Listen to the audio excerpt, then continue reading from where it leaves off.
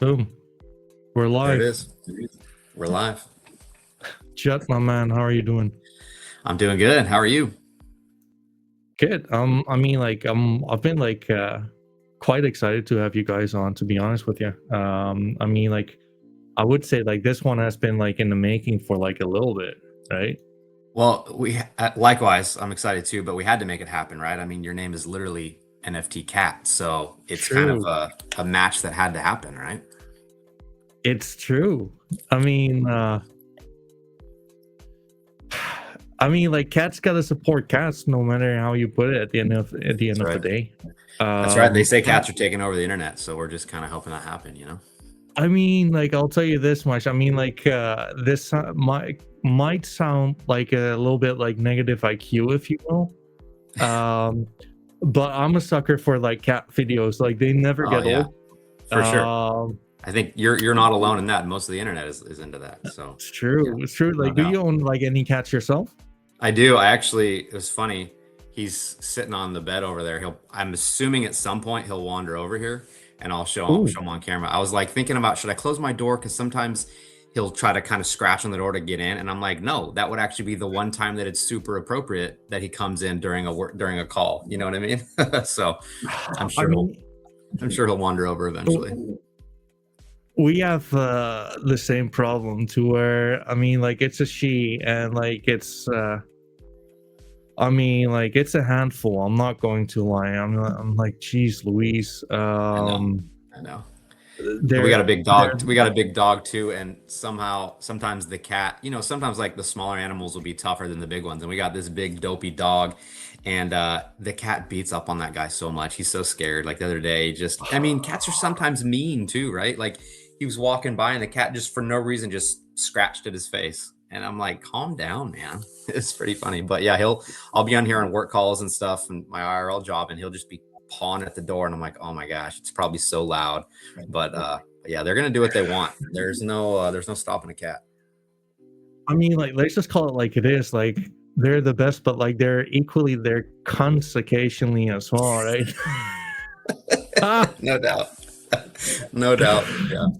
Yeah, that's I funny. mean, like That's I'm funny. sure we'll get into like NFTs, but like the thing which kind of baffles me every time is that they feel like disrespected whenever you're eating and they're not eating at the same time. Like, are you Oh yeah. kidding me? Oh, yeah. When you're just living, you're like offensive to them somehow. If you're just doing your own thing at all, they're just not into it. If it's not It's giving them attention. true.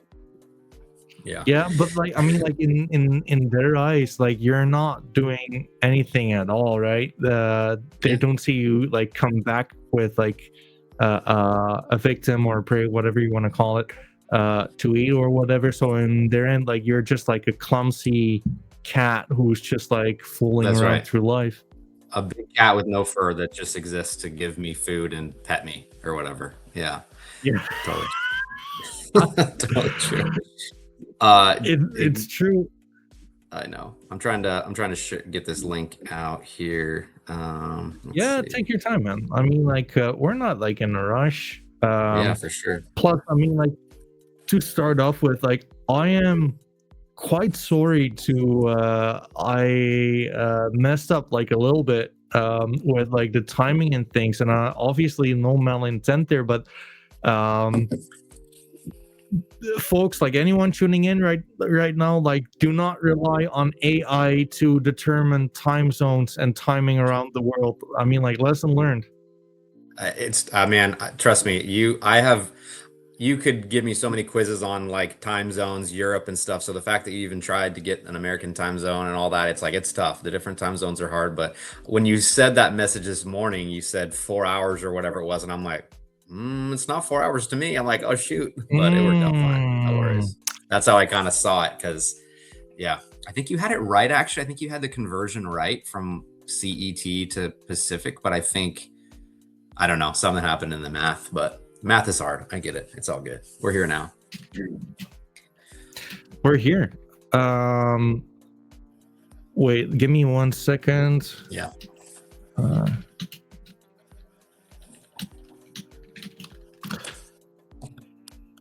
like we're here. we're 5 minutes in and already like 29 people are tuning in, which is actually like Nice. kind of decent. Guys, like 29 just more like people than I've ever had on a live stream. So I already broke my own record of 0. well, So there you go. I mean, like guys, like don't tune in too much because like allegedly NFTs are dead and like we're never gonna be back. Like, right? we're just wasting our time here anyways. So yeah, I'm with you. So talking about like wasting time in NFTs, right? Like, what made you guys? Because like before we get into the like, what are you guys doing and what is Solana Strays about? Yeah. Why did you launch right now when no one is remotely interested in NFTs? I guess because we just didn't know any better and it was just fun to do. I mean, because like you said, sarcastically wasting time in NFTs, I mean, they're just fun. Like NFTs are fun. And I think it goes back to the motivation. If our motivation was just to make money, then it was probably a terrible idea and a terrible investment, but that's just really not it, you know? So to us, financial success, floor price success, all that is just kind of ancillary of our mission, which we'll get into, and just like you said, having a good time, wasting time, being on the internet, making a community, and having fun with art. So like the financial benefits or whatever are just secondary. So yeah, I think if that was the motivation, we'd be pretty off the mark. Because like you know what I mean, like let's make no mistake. Like I think like what you're doing is like quite commendable. And you know what? Like I kind of feel like you guys will be like, if you be successful, it will be a prime example to where could like potentially make like a boatload of money if all goes well. But at the same time, um, you'll be like a net positive for more than just like the ecosystem. You guys will be like a net positive to like stray animals, right? Yeah, absolutely. I mean, that's our mission, really. That's kind of the whole point of us, is to make an impact on communities and animals in real life. So, and that's why I think we've been, whatever margin of success we've had so far, is because it goes beyond, well, the pixel art you're seeing there, and goes beyond the finances of it. I mean, people believe in what we're doing and we believe in it, and we've been consistent and hopefully honest and transparent in what the mission is, and we followed through on that. And Yeah. I think it's showing that there's some desire for that in the market. I mean, I think there's desire more than just flipping and chasing dollars and the next meme coin. Like, there's a space that I think we're potentially tapping into that people like, and that's doing good, you know? So I think it's a cool thing to explore and to keep trying. And yeah, you're right. Maybe it blows up, maybe it doesn't, but either way, we feel good about what we're doing, and the people that are in the community feel good about it too. So it's kind of where we're at. Well, you know what? Like maybe it would be fair to give you guys somewhat of like a proper introduction here. I know like we've been yapping for like a little bit, but like let me give you guys, before we get into like the hard questions to you, which are not that hard. Let's just call it what it is. What Yeah. it is. I kind of want to like yap on why I believe that like you guys might. I think like you guys are one to just like keep an eye on. To be honest with you, you guys are pixelated art, which is you're either into it or you're not, right? I mean, like, some people love SMB Gen 2 or Gen 3. Other people don't like it as much. But like you guys seem to be like a small organic player who really are building behind the mission you have, right? Yep. Could you like maybe before like I elaborate, like what is your mission? Like if you just like have to like call a spade, like what would you name it? Yeah. I think our mission is combining real life philanthropy and support with NFTs. I think that's kind of the one sentence answer. And there's lots of ways to do that. You know, there's lots of places to support, lots of things to donate. We chose to go with animals. And it's not just cats specifically. That's what our art is based on, but we support the shelter, and the overall larger group that we support at the beginning, ASPCA, is just animals in general. So it is cat specific as far as that's what the art is, but it's really not. I mean, dog lovers, we've got plenty of dog lovers that aren't that into cats or into our project as well, just because it combines that that real world philanthropy directed towards animals with NFTs, with we talked about at the beginning, with something that we like to do. If you're going to buy art and invest in NFTs anyways, why not do it with something that's got a mission and a real world help behind it, is kind of our theory. Yeah. I mean, and like that's where I really like agree there. Like I think like you sorry we had like a brief like discussion like yesterday when we were just like setting up the room, etc, and you said basically that you're not like the most technical one, right? Which is, I mean, which is fine. Like I'm not that technical myself, but like it's interesting that like you guys are just like on your own pace and in your own way you are building on this technology on the blockchain to basically, well, extract 20% of all revenue, right? Like let's not get into it too deep, but like the revenue you're making on the royalties, 20% of that is going for like donations to shelters, if I'm not mistaken, right? You're right. Yeah. It's not, now it's an important distinction. It's not profit. We're not paying whatever cost or anything. It's just straight off the top revenue. So yeah, we tried to be, we tried to be as generous as we could while still be able to provide support for the project. But yeah, that's the idea. And it's not just our royalty is the mainstream revenue, but anything else we come out with, which we could talk about later, which is any kind of merchandise things. We've got some animations, things you can buy, anything that we do, any dollar that comes in, 20% of it goes out.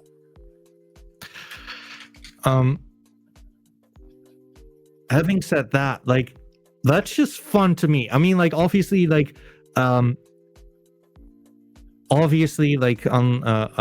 this channel is called the NFT Cat, right? To where I'm trying to make like content for on NFTs in general, like from the bottom up, because like right here, like we're bullish on NFTs. We love NFTs. We love the collectability of NFTs. We like it. I mean, like if we were trading Pokemon cards right here, right now, wow, we could not be scrolling through like the secondary markets like this, right? And that's what I really like about like NFTs. We've seen like quite some highs in 2021, 2022.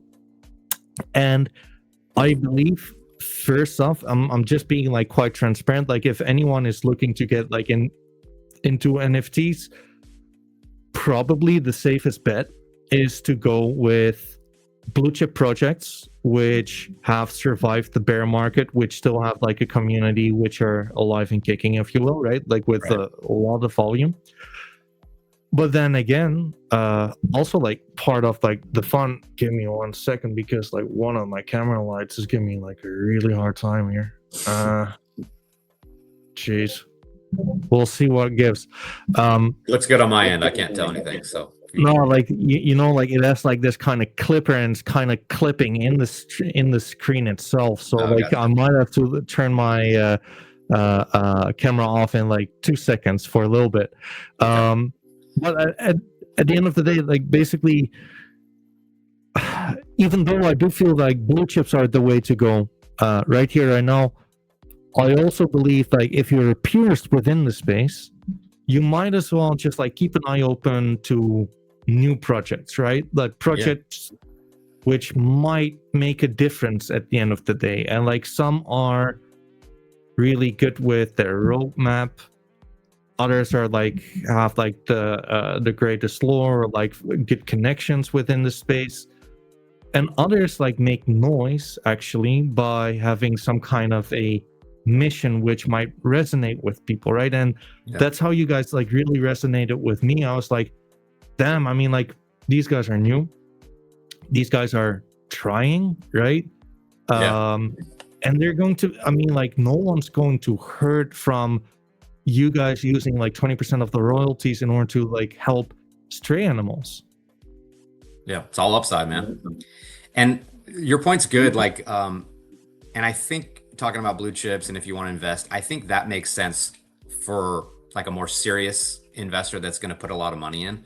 I think which is probably the safest bet. But if you just want to get into NFTs in a small way, you also got to look at barrier of entry. And we've got a pretty small barrier of entry. It's a good way to kind of get started on some of the smaller projects. But to your point, some of the smaller projects have more, bust potential because they haven't proven in different market cycles. So I get that. So to me, it's like you got to find the best combination for you. Like, do I want to put in this big dollar amount to something that's safer, or maybe start in at a little lower tier? And hopefully someone like us is attractive because, we're doing things like this. I'm showing my face on a camera. I'm not going to, we're not trying to rug. We've been around for almost a year at this point. And hopefully we've proven that we don't have a lot of length in the market, but hopefully we've provided some trust in the market to where it might be a good place for people to start, get into NFTs. And yeah, oh, by the way, your money is supporting a cause beyond just your own bags, which I think a lot of people like. Yeah, I mean, like again, like being a cat guy myself, this is fun, right? And it's also kind of like a fun kind of experiment. Like, if NFTs would be successful, I do kind of feel that like net positive new projects like the one you have yourself could actually, like, I'll be just like super excited, like if NFTs would like catch more hype again, if people start to gain interest on NFTs again. I just like wonder like what that could mean to an NFT project like yours, which would have a net positive effect in not only the ecosystem but the world, really, to where again stray animals will get help, and you guys are actually also like documenting, right, like the way, which I find like really important, like you actually like show your community how stray animals would be helped. That's right.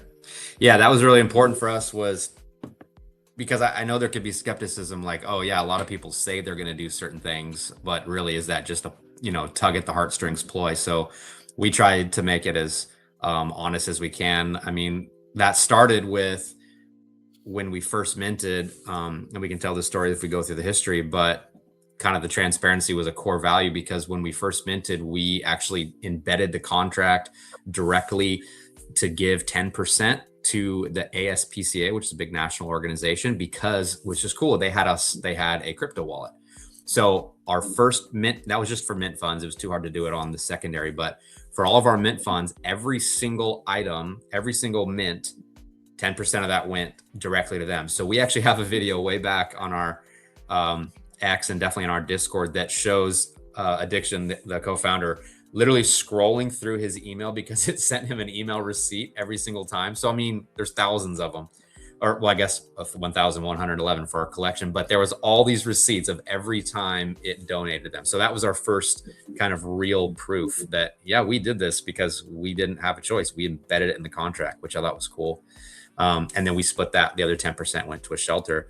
But since then, all of our secondary sales go directly to a shelter that we provide videos. We had one just come out before that. Addiction, the other founder, will go and actually, show himself writing a check or, swiping his card or whatever, giving a donation or buying supplies for them. We've done that in the past, and we've done different things to give them money. So we, trying to be as transparent and upfront as we can, and just kind of bring people along for the ride and like show you that this is what we're doing. This is what your donation did.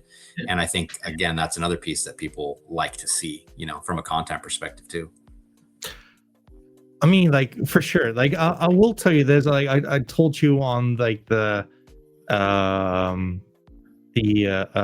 chat we had like earlier as well. Like, I do think though, like with like a few tweaks, like you guys could actually be helped in the longer term as well.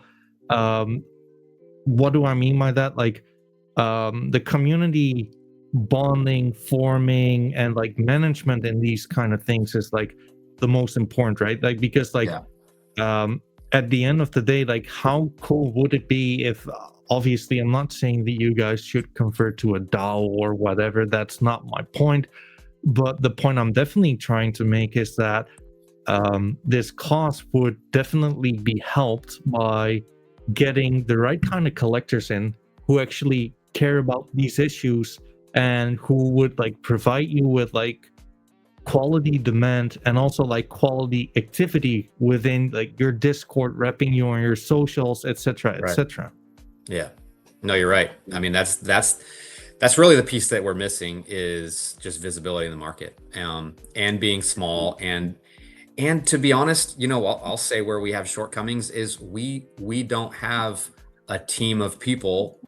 We don't even have founders that are full-time doing this. I mean, this is a kind of a passion, you know, love project that we're all doing that, you know, we don't have the benefit of any of us three, because we have another founder, Corey, as well, that are just sitting here doing this every day. It'd be great, but we don't. So, which is, you know, makes us grow slower. But I think that is another reason why I think our growth has been exciting, because it's been all just super organic and from holders and from people telling their friends and stuff like that. But to your point, it's harder to kind of break through when there's just not the manpower, and we don't have a team of, you know, a bunch of people. So that's definitely something we need help on and we can work on. But yeah, I think that's really what we're missing, is just kind of that overall market adoption from visibility.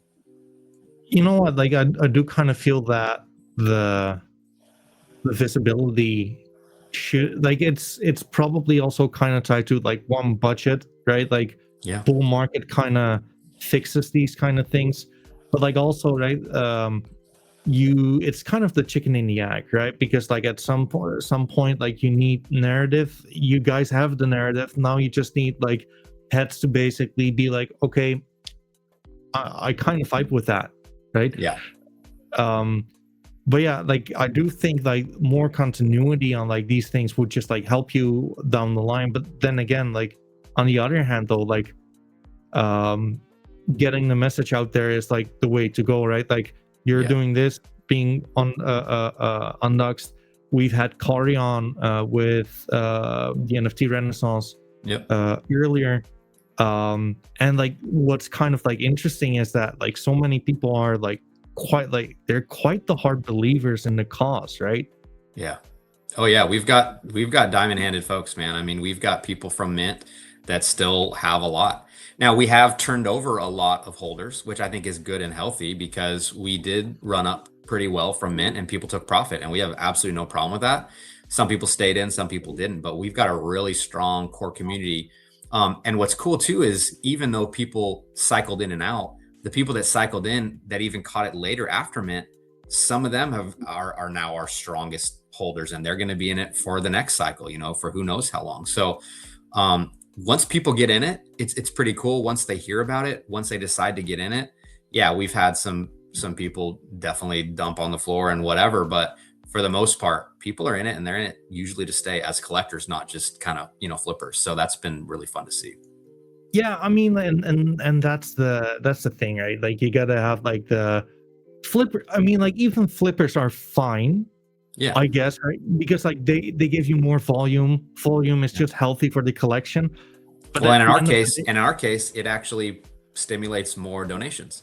You know, true. we don't love when people insta sell, don't get me wrong, but when they do, that creates a sell.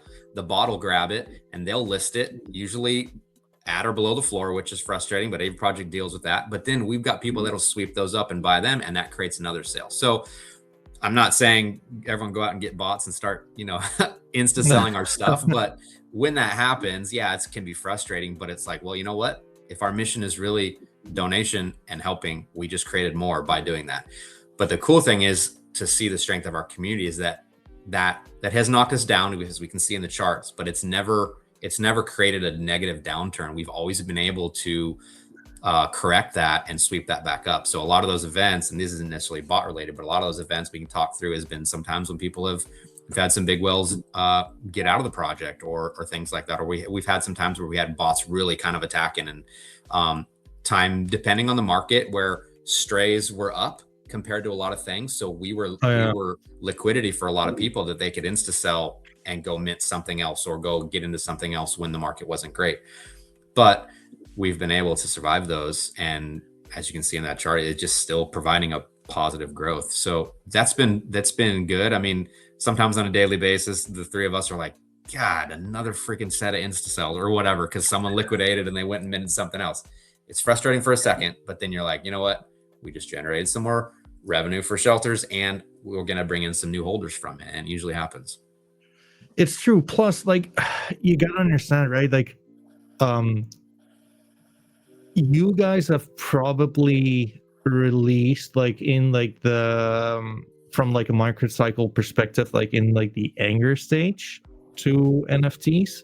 I would very much dispute that we are definitely in like the depression stage right here, right now, which is absolutely amazing, right? I mean, like, Yeah. we all know what's coming after the depression stage. We're seeing that collectors are stepping in. We're seeing like some kind of a sentiment switch with NFTs, and I think, having said that, I think like you guys are doing really well, and the next big step would be like, hey, like, guys, collectors, anyone who is into like NFTs, why don't you check out like Solana Strays? See for yourself. Like, these are like, it's a small project, right? But like, it's, again, like, it's a net positive project. Also, like, guys, like, anyone listening to this, I'm not getting sponsored. I have a few strays myself. I've never sold any, but I'm a fan of these guys. If I'm being honest, right? Like, you're not my biggest bags, but I'll happily spread the word. I like the art. I like how you also like implement like graphics, etc., etc. Maybe like let's go on that like as the next subject. But you guys are, you're kind of small, but you're building upon something, right? Yeah. And I kind of feel like this could be like super cool, and if this would take off, you guys would literally change lives, right? Definitely cat lives for sure. True. But no, I mean, you're right. It feels like the ingredients are there. You know, it feels like we've got the good mission, really good community, a small collection, which I don't think can be ignored. We're not a 10,000 collection, not even a 3,000 collection. I mean, there's 1,111. So if that market adoption starts to happen, there can be some serious supply shock that could really, really catapult people's bags and their holdings. So I think that's something that is positive, and we did that on purpose as well, just to try to stay small, stay attractive to new people that want to come in, that they can hold a good percentage of the product. They're not just one out of 4,000 or whatever. But so I think there's a lot of ingredients there that, like you said, that who knows, maybe nothing will happen and we'll just be this little philanthropy project. But it wouldn't be crazy to me if something happens and we find ourselves at a pretty healthy price. For sure. I'll tell you this, like, I don't think like anyone should be buying NFTs. Like, I'm bullish on NFTs, make no mistake, but like, I do think that the collectability aspect to things should, and like the belonging to a community, definitely trumps like any kind of price action related subject. Like, having said that though, it does not take a whole lot for you guys to absolutely moon into oblivion. And I mean, like, this is no financial advice. Like, anyone like listening to this, you're listening to a guy calling himself the NFT cat. Like, that's a very bad idea to take financial advice from someone calling himself the NFT cat. But it would only take in and about like 5K to make this asset jump by what, like 250% or 150%. Oh geez, if you swept 50, yeah, it'd be a high. I don't even know what it'd be. It'd be well over two. Yeah, it'd be almost 1.6. Yeah. But again, like that's like the thing I really like, and it's not like you guys can make a difference, right? Like, again, this can be really interesting to see, to follow. You're right. Like there are not quite too many NFTs to begin with. But yeah, having said that, maybe like let's get to something which is quite interesting, which I haven't like yapped on just yet. Like Judd, like if you don't mind me saying, but like we did have like a prize to give away, right? Yeah. So we advertised with like the best question will get like one Solana Stray NFT.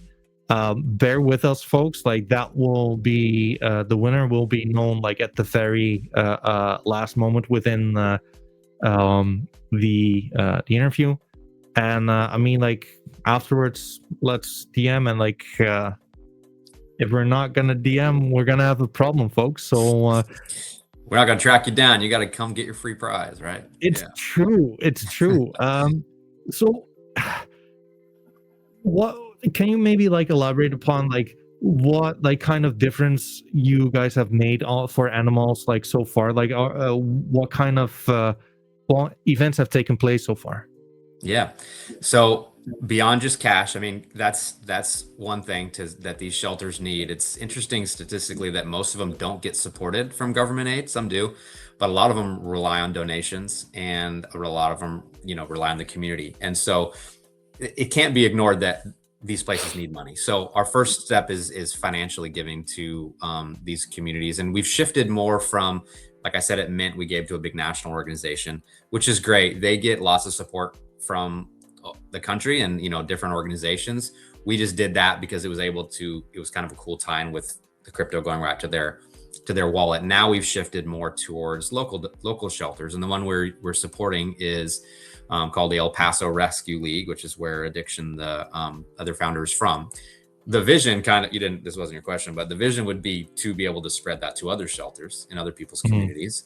But what we've done is, every time we go, we give a cash donation, and then we'll ask for a list. Most places like this have a wish list of things they need. Again, they're not getting supplies sent in. So it was things like dog food, cat food, even a lot of cleaning supplies, which we found interesting. We thought we'd be going to the pet store to buy all this stuff. It was actually more like going to Walmart or Target or whatever and getting paper towels, Lysol wipes, spray deodorizers, things like that they use a lot, and they need to obviously clean the facilities and things like that. So they kind of gave us a wish list. We bought the whole thing. It was kind of cool. They were like, yeah, just get whatever you can. And Addiction bought the whole dang list. So they were super happy with that. We've done that a few times. And then, so that's kind of what we try to do is not just do just cash, because I think that's helpful, but give them the tangible things. It also saves them time. They didn't have to have a staff member go out and get those things. We could get them and bring it for them. We're also going to give them, the last time Addiction went, we have these, not that this provides, necessarily support for them, but it's kind of a fun thing, a fun gift. We have these tumbler cups that we wrap with the Solana Strays logo. There's a QR code that goes to our website, and he's going to make one of those for all the staff members and give that to them. And then they also talked about the next project we're looking at. I'm not committing that we're going to do this. We're going to try and see, but they need a shed built at their community center. So we're either going to try to get a shed or find people to build it. We're going to try to help in that in some way. So we're really trying to do some tangible things, whether it's financing it or, helping it along the way. So those are kind of the things we've done there. And again, with more sales equals more donations equals more support we can give. And then, a lot of projects say that, we don't care about the floor price. We don't. And to some degree we don't, but to some degree we actually do. Not for a greed perspective, but for a support perspective, because quite frankly, the higher each Solana Stray sells for, the more that 20% equals to be able to support more. So really the more we bring in, whether it's from a volume perspective or from a higher floor price perspective, the more good we can do. Then eventually we could be able to support an additional shelter in additional city and just kind of grow from there. So yeah, that's kind of things we try to do, not just writing a check, which is helpful, but trying to do some tangible things too at the shelters. I mean, like, I'm not gonna lie, that's kind of what you're hoping you're gonna hear, right? Like, interesting. Like, I find that like very interesting, and also like the right way to do things to go like local to like the smaller shelters more so than just like sending a check to like whatever big organization Right. or whatever big nonprofit. Yeah, not that that's not beneficial too. I mean, any place you donate, I think hopefully if it's a good organization, it's going to be helpful. But let's be real, those places, I mean, people may not realize it, but at least in the States, you've seen a commercial from the ASPCA, which is a big organization. There's usually some sad music behind it, and it shows that adopt Sure. this animal, which is great. They do great work. But if they're able to afford a TV commercial, they're getting donations from lots of different areas. But a small little local shelter, they're just probably not. So that's why we chose that to be a good place to start, and we can really impact that local community, and then hopefully with success we can impact other local communities. And we there's lots of things on the table, as far as we would love to also try to bring um, people from the community that aren't into NFTs. We'd love to be able to have some displays at shelters that have, this is what an NFT is. This is a picture of a little pixelated cat. Here's how you can get into this world, and show them how to, Nice. QR code to download it, or maybe it's even to, here's a little pamphlet on how to download a Phantom wallet, all those kind of things, and get people sort of onboarded into crypto and NFTs through the IRL side. So we're kind of we'd like to be able to do it both ways, onboard some Web3 folks into Web2, but also go vice versa. So those are some future things that, we'll need funding and time to do. But those are the things that we kind of have on our wish list. So, and like, here's like back to NFTs, right? Like, how do you balance this? Because like on the one hand, you have um helping animals, right? Being like the mission. On the other hand, like you have your products, right? Which is a Yeah. digital collectible. Um, and like you're building upon the products. You are actually like implementing like new features, etc., etc. So you only have like one body, two hands, and two legs. So like, Right. where, how do you guys balance this?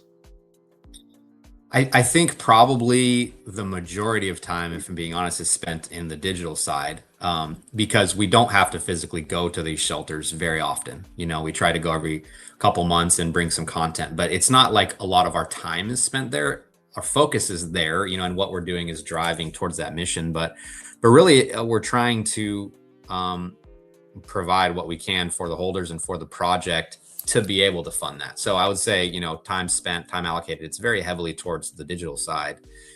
Kind of what I outlined is to increase the value, to increase the exposure, to fund that. So like, that's always kind of the mission, at the other end of the carrot kind of at the end of the stick, but we're still having to make that happen through the digital space right now. So yeah, to your point, we're always trying to innovate, trying to provide better value to where we can make those things in real life possible.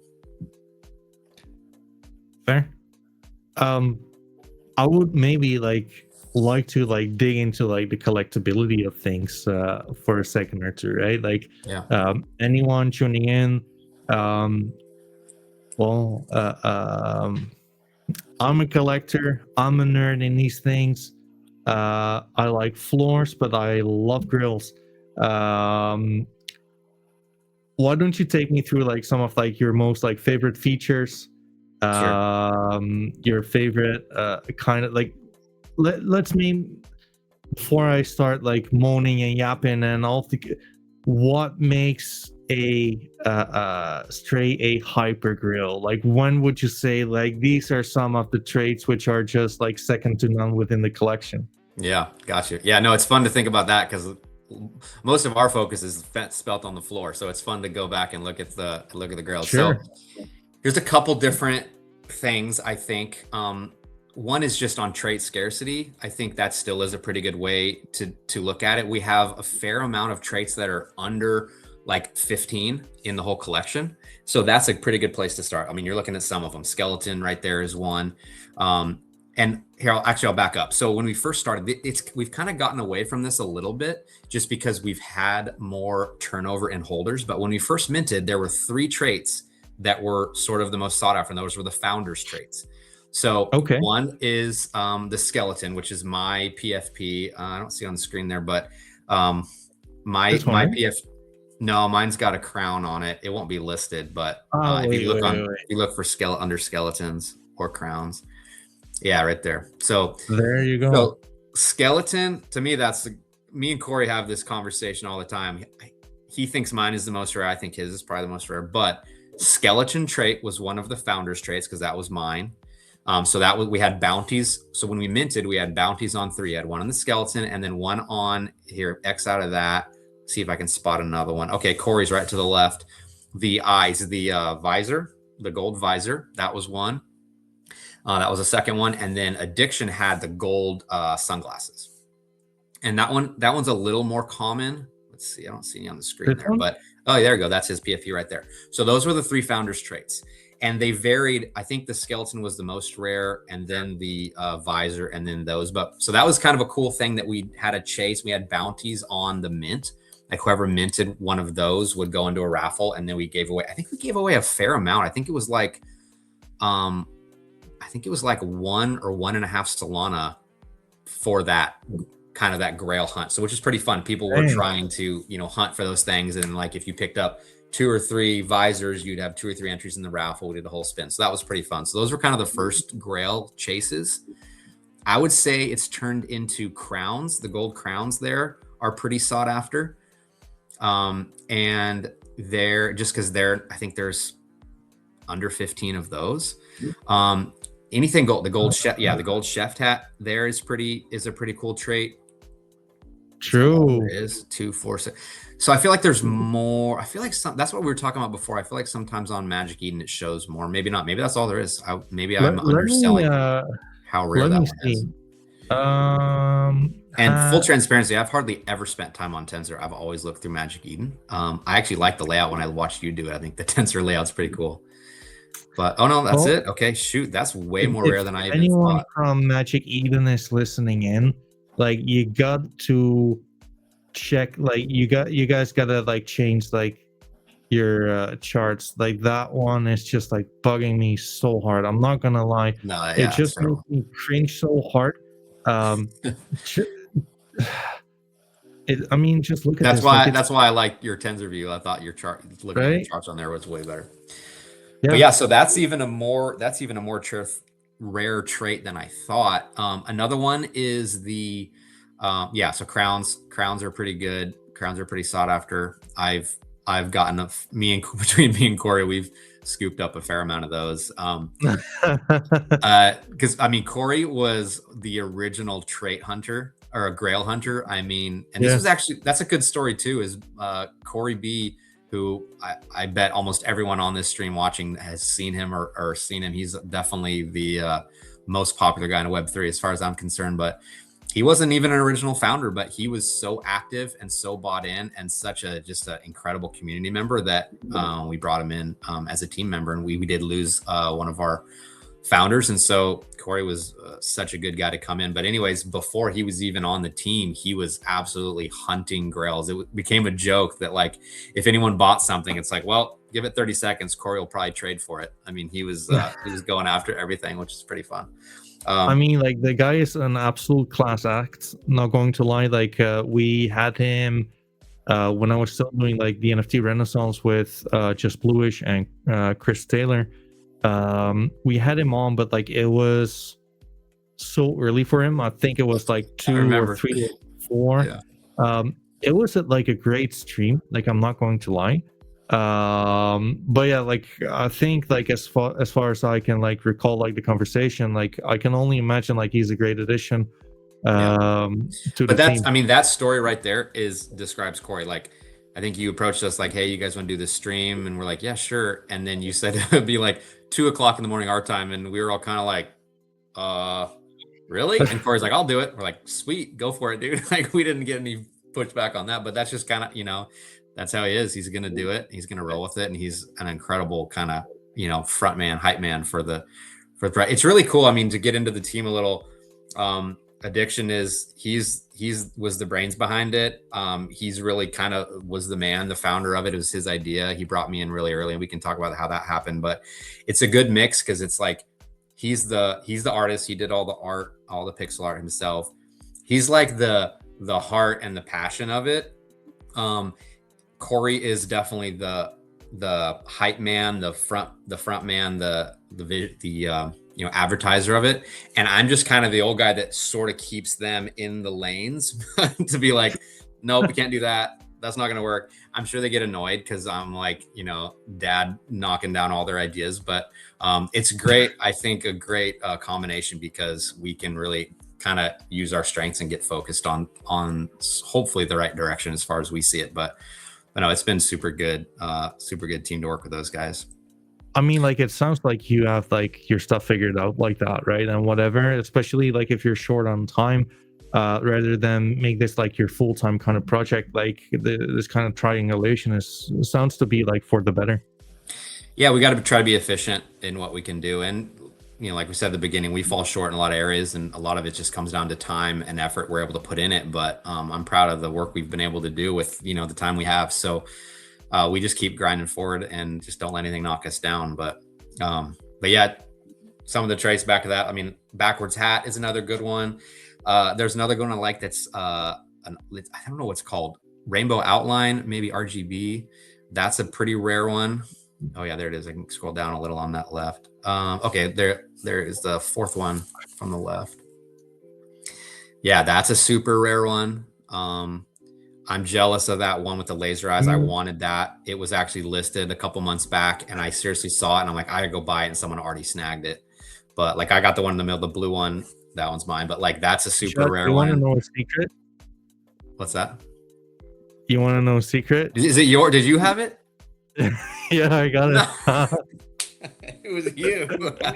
Well, hey, yeah, I'm super happy. I'm super happy that it's you that owns it. That's because that to me is one of the best, because look at the rarity of that outline, and then you add laser eyes to it. I don't care what the ranking is. That's a super rare to me. That's a girl, and that's amazing that you own it. I'm so happy about that. I mean, like, it's one of the favorite pieces. I was like, dang, I cannot let that one slip. That's so good. I love that. Right. I think I have like 7 strays. Nice. And I'm sure they're all grails, but yeah, you can see skeletons are pretty rare. I think there's only 7 of those. And it's interesting how, because this was all done random, right? It was like the random generator that puts them out.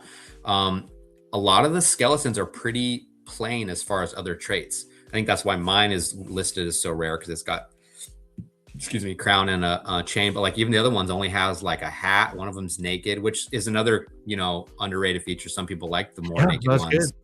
But it was interesting how those came out as they're super rare on their own as just the skeleton, but they didn't have a lot of traits on them. So that's kind of weird how that works. So some people like heavy like look at the one, let's see. Oh man, how could I go down and then over 3, the pirate hat with the visor, with the gold visor to the right. It's listed at 112 Solana. Oh yeah, right there. So that one is rare just because it's heavy traits. And so that, but some people love that, and I don't know who owns that, and it's fantastic. Original minter, super good whale for us. But that one is one that like is rare because of a lot of traits. So there's some that are rare because the traits they have are rare, and some just have a lot of good traits on it. So it's like cool to see there's different ways to collect. You can just stack up a bunch of cool traits in one NFT, or you can find like the rainbow outline, one trait that's super rare, and that becomes rare in itself. So, I mean, that's the story with any NFTs, right? It's like, how do you want to classify your collection? How do you want to make it rare? But lots of different ways to do it. That's like the great thing about like NFTs to begin with, right? Like, it's at the end of the day, like when you strip everything down, it's about art, right? And like, it's also about community, liquidity, volume, team, and like all of the good stuff. But when you strip it all down, who am I to tell you that like one is better or worse than the other one, right? Yeah. I mean, like, that's the cool part, and especially with like these things that they're all kind of dorky, cutesy, cool, right? Like I think, like just me personally, like if you're into SMB, just from the art perspective, you might as well just like really be into like this stuff as well. Yeah. Yeah, or like chimpers on ETH, kind of True. similar pixelated. Yeah, there's just different style. Like if you're into one style, there's lots of different ones you can look at. But yeah, you're right. Yeah, if you're into the hyper realistic art kind of looking stuff, then this probably isn't your deal. But maybe it's still investable or supportable, if that's a word, because of the philanthropy piece or whatever. So there's lots of different ways to collect, whether you like the art. I think it does come down to that a lot. Usually most people don't want to spend money on something they don't think is cool or looks cool. But there's a speculation aspect to it all too, of course. Yeah, I do think that like this is where the art versus like the mission is quite interesting, Yeah, right? Like you guys obviously, the mission is like such a big part, and like I do think that you guys are probably more on like the rise up and like getting like the exposure there, getting like partnerships, like growing in visibility, etc., etc. But like that's basically what got me excited as well. I think like this kind of NFT could like do well, like if it would just like get like the right kind of narrative. And if sure. not, then why not get like a little bit of exposure to like pixelated art, which well contributes at the end of the day. Yeah. Yeah. I mean, I would like to think that the art is good enough that it could be a collection on its own without the narrative. But For then, sure. it could be some people just like. But then when you throw that piece onto it, I think that's when we really have the potential to be something big, is because, we can combine both. And the third element to me that's been the most important to us is a strong community. Like we talked about at the beginning, it's like NFTs now, I think, are so much on community. And that was Oh yeah. really kind of how we started, and why we started was to build a community more than anything. And I think that's the most important thing in the market now. I think we're seeing it. I mean, we're seeing the most active communities. Like I've been getting into some ETH stuff too. And like you see some of these projects like Corky's, like Good Vibes Club, like some of these that are just so active, and there's so many people that are into it, and those are the ones that are making runs. Yeah, the Oh art's yeah. good. Yeah, they're blue chip. Well, some of them are younger than others, but it's like the people are good, and the people want to hang out, and the people are having good vibes, and so it's like it just promotes the whole thing. I mean, like that's basically what you're seeing with. I cannot like shut up about DGOTs, right? Like, I'm with you on that too. Yeah. you got some DGOTs yourself? I don't have any now. I had one that I will admit that this was a while ago, but when they had a big run, I did liquidate that. I've been looking, man. Sure. I've been looking. I'm kind of on the lookout for. I've been telling Corey this, and once you tell Corey something, he likes to try to spend my money, but he keeps selling ones. I really like the beard trait ones because I mean, I got myself in. Oh, there you go. So I've kind of been scoping some of those. I almost pulled the trigger the other day on some, but yeah, I've been definitely watching them. I will. I'm sure I will own them again soon. Yeah, I mean, like that's like the interesting part, right? Like, I mean, like the obviously Frank left and like the rest of the team took over. But like DGOTS is like a prime example where you can have like this cult-like following community, which are just like absolutely hardcore on the asset they like. Right now, like I'm not over exaggerating. You have grills which are being sold for what, for like 9 to 11x the floor price, which is kind of nuts, right? Yeah. So yeah, I do kind of feel that like we're in an interesting spot where you see like these communities which are like overall quite organically just like outpacing the other ones, right? Yeah, totally. I think that's what we're seeing is people want to invest in stuff they feel safe about. And part of that safety is not just the financial side. It's like there's enough momentum, there's enough support that it won't just disappear, like it won't be able to, because even if someone leaves, Frank being a good example, the community is strong enough to just continue it. So I don't think there might be projects that love the art or it looks like a great investment, but it's just too quiet or it doesn't feel safe enough. And people don't want to take the plunge. But I think if you feel supported from the team and from the community, it's like, all right, yeah, this isn't going to go away. Like, this is a real thing. I feel good about it. So I think that's just so important right now, especially in the markets right now. 100%, 100%. So maybe like on the collectability, etc. Let's just like leave that be for like a second. Like, how did you get into like this project yourself? Yeah, it's interesting because I don't have a lot of experience in NFTs like at all. I haven't been through different markets. I literally have only have I even owned NFTs for a year? Probably pretty close. And I'm barely even that into crypto. Like I wasn't even, so yeah, let me think back. That's a good question of myself. I've got investments, just from 401ks and the boring stuff and, from my companies for my whole career. But then towards like COVID, when COVID was happening, I had a buddy that was really into trading stocks and just, buying and selling, flipping stuff. And it started kind of country started, or the world started slowing down, and we were in a house, and I'm like, he's telling me about it. I'm like, let me just mess around with that. And let's just, I think I created a Robinhood account and, and put $1,500 in there, and we're messing around with it. And it's a good way for me and him to stay in contact. And I started thinking, like, what would be good things that are going to happen during COVID? And I made a couple pretty good calls. I bought some Netflix stock, and I bought Chewy.com, which is like a website that delivered dog food and cat food and stuff, which is funny that one of my first speculative investments was in animals. But those went pretty good because those started, what was that show? The Tiger Man or whatever on Netflix. Tiger King. Like, we were all sitting around watching Tiger King, you know what I mean, during COVID or whatever. And so those did pretty good. So I'm like, oh, this is fun. So anyways, that's not really the point of the story, but that's kind of where I started with just stocks. We did that for a while. My buddy and I would buy and trade. And then, I made the investment, but he had this idea on one company that we thought was going to be great, and it didn't do great. So I lost most of my profit. But anyways, I was like, at the same time, started seeing crypto stuff, and I started seeing XRP. And so I took some of that winnings or some of my profit from that and got into XRP, held that for a while. Didn't really think anything of it. It did well, went up and down. And then I don't know why, I started kind of looking at it again a couple years later. This was just like probably a year or two ago. And I started finding some people on TikTok that were running like just kind of investment groups around XRP and like a Discord group.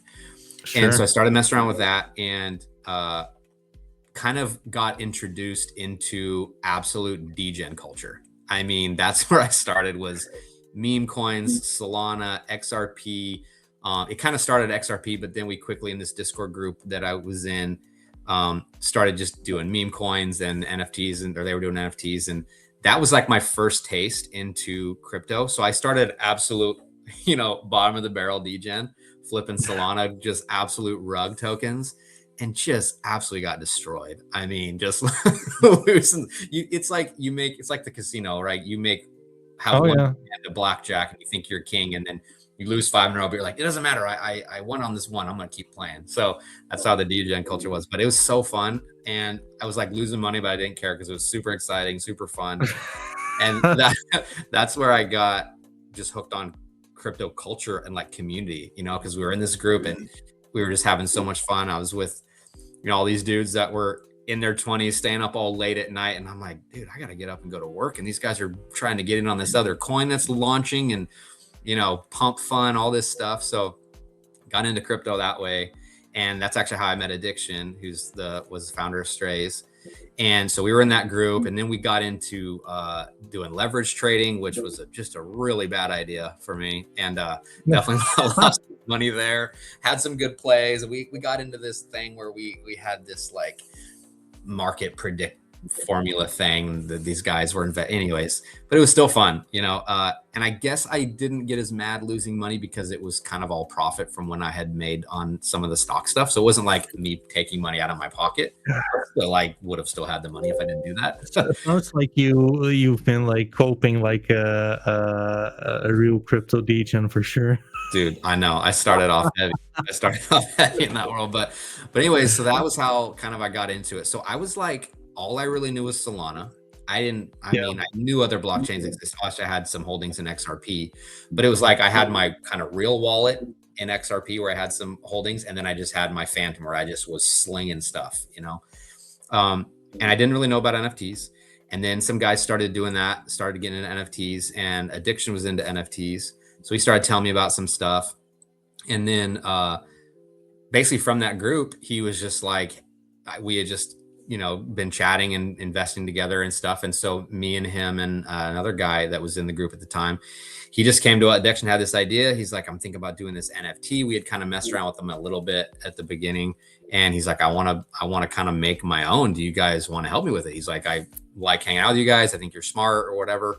And so we were kind of like, yeah. So, I mean, so I was in it from the beginning with him. Is, you know, is his baby, is his kind of brainchild as the artist and sort of bringing the idea. But then the three of us sort of started it. And this was back in probably this time last year. We probably started in like February, kind of maybe January, kind of thinking about it. And I think we started our socials and our Discord in like February of 25, somewhere around there. Yeah, it probably says, maybe you can say it on there. And then we minted in April, end of April.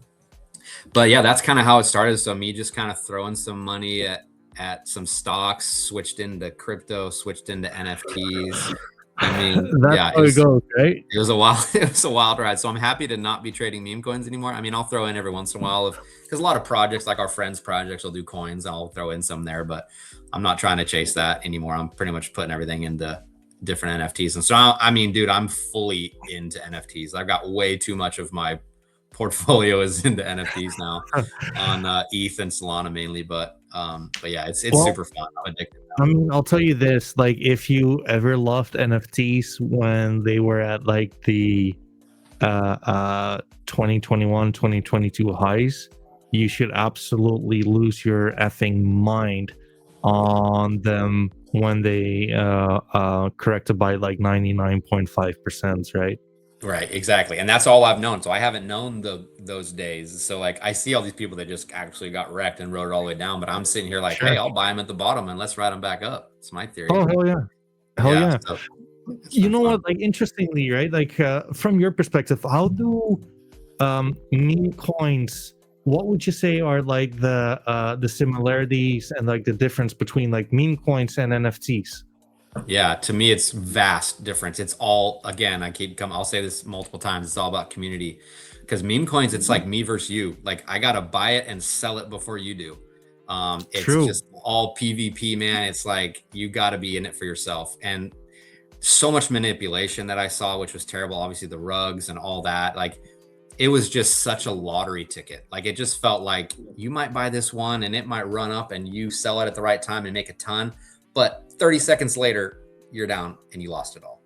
So it was way more high risk and way more, just antagonistic, it felt like. But NFTs, there is still some of that, of course, but it feels more like you're buying it together. Like we all own this together.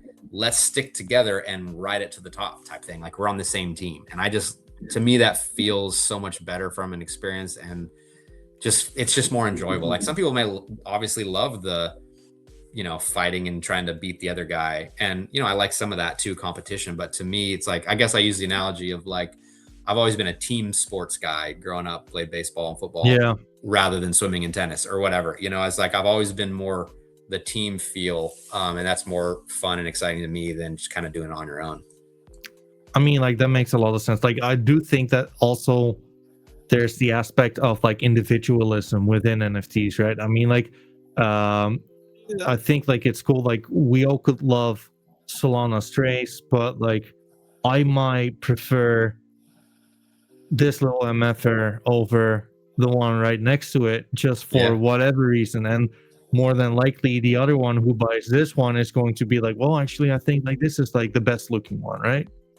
Yeah, and usually you can't even explain it. Like sometimes, like, so the three of us in our group chat, me and Corey and Addiction, will be like, oh, I'm gonna get into this project, and we'll send each other stuff. And it's funny how sometimes we vibe on the same things, but sometimes they'll send me something and I'm kind of like, and they're like, dude, I love that one. And then I'll send them another one and they'll be like, and I'm like, oh my gosh, I love that one. And you can't really explain it. It's just like, it just kind of hits you different, and that's fun about it, which is cool, because if you look on our screen or any other project, like there's so much, even within a collection, there's so much differentiation, which is cool that, people have choices. and different tastes, which makes it fun. Absolutely, absolutely. You guys also have your website, right? Yes. Yeah, Can so let's I? see if that links, but it's solanastrays.xyz. Yeah, there you go. There we go. I mean, that's fun. Yeah, I got a little rolling ball going through the vets. Supposed to be like the vets office or like a adoption office, you know. There's me and addiction There are right your there. There's our NFTs. cups right there. I haven't watched this in a while. It's funny. How does it end? Okay, we kind of made this when we were doing these cups. Nice. I like your website. Yeah, thanks. We still got to get those hats out. Cool merch that may or may not exist. It will. We kind of missed the windows for hoodies, but we'll bring them back out in the summer or in the winter. So yeah, you can buy the tumblers, but I think the other two are not available right now. Yeah. Nice. No, fun little stuff. We got a lot of here's our donation stuff, some of our proof of some of our videos and some of our receipts, and that I think that video is where it showed him with the receipts, I believe, on his phone, just cycling through all the different receipts. Yeah. So you know what? Looks like those videos aren't living, but I do think like it's cool. Right? You might as well. I mean, like I can only assume that like a lot of people won't be like, well, like prove to us you're actually doing this, right? So like you might as well just like do it. That's right. Yeah, we don't want any questions like, well, are you really doing it? I'm like, yeah, we are. That's why we put it on the website. So yeah, might as well head off any questions before, or any thoughts before they're there. Some of that's just boilerplate, like talking about NFTs, because like I said, we want, eventually we'll make it to where there's more, even more information about the basic stuff, because we want to send people to parts of the site that introduce them to NFTs. So some of that stuff was kind of basic NFT stuff to get people into it. While we're here, let's talk about, go to the home and then scroll down a bit. I think it's right here. Now I can actually go up. Okay, so click on request stray upgrade. I thought it was a bigger. So this is something that's kind of cool that we do. We talked about this the other day, is we can do on-chain upgrades to make your stray animated, which is pretty fun. Which obviously it's beyond just a GIF. It's not like we're taking your stray and making it just a GIF or a GIF, however you say. I just don't know how to say it, GIF or GIF. I don't really know. A GIF. These are actually one of life's greatest mysteries. These are actually on chain, to where if you go, we don't have to necessarily, but if you go on Magic Eden and find one that's been upgraded, it will show these on the listing. So then it goes from just a static listing to where they also can be animated. Like these ones are actually ones that if you find that stray on chain, they will have this animation on them. So kind of a cool feature to do. And so we have two different levels. That's pretty fucking cool. I'm not going to lie. Yeah. Like I'll tell you this much, right? Like I don't think it's cheap versus the floor price, like from like the collectability side of things, right? Like, would you rather get yourself an extra stray out of like the 3, or would you prefer to do this? But that's only because like the floor price is rather low. I do think that for custom artwork, this is not expensive at all, actually. And that's why we did it. We wanted to keep it cheap. And so you can actually do it even cheaper. So this is the custom upgrade at 0.2 means basically in that box, you type out how, like, so that one, actually that was made from the Devil Horn one, was Creator, who's the founder of Soul Gods, which is a project we're cool with. He said, I want my stray to have horn. That's kind of his, branding. He's got like his devil horns. So he wanted one exactly like that. So he typed in the thing, whatever it was. I don't know what he said, but have the money coming out of the bag and have my horns. And Addiction actually made it and did that. And there will never be another one that has something similar to that, because his was custom. And same with over here. Whoever did that one, I guess they wanted a puppy on that. It might have been a Doginal dog holder. We have a lot of Doginal dog holders. So they probably said, I want to have, a dog in there as well. And so that's a custom one. We have a fair amount of those that will never be replicated. So you can do that. Or you can do a template one, which is 0.1. And that means, so like as these examples, anyone that has, for Addictions on the far left, has the golden glasses, they will all have, if you want an upgrade, it will have that trait or that animation. The gold striped glasses that Corey has will do kind of the X-Men Cyclops graphic, etc. So like if you're just like, or if you can't really think of anything, you're just like, I want it to animate. I don't really know what to do. I've got one that's got a gold visor. Let me just get that one. It'll do the cool Cyclops thing. So it's another option to do it into. And my skeleton one there, that's my PFP, and any skeleton one will have the kind of the beam me up thing. So on that, you would write, because some have multiple different traits. You say, I want to do my trait based on the glasses, and then it'll put that one. And gotcha. how about this? Let's throw this out there. Anyone on the stream now that buys a stray, we'll throw in a template upgrade for free. So a little incentive there to grab one. So there you go. I should have said that. I should have said that earlier. But buy a stray now at any level, and we'll put on that. Go into the website, tell us which one you bought, and we'll do a template upgrade for you for animation. Fair point. And I mean, like, I'll definitely pitch it like later as well, but like for any collector out there, right, like it's fun, right? Yeah, it's just little extra things that are cool, you know. I think it's great. Like I think more NFT projects should do stuff like this. Like it's fun, like it's interactive,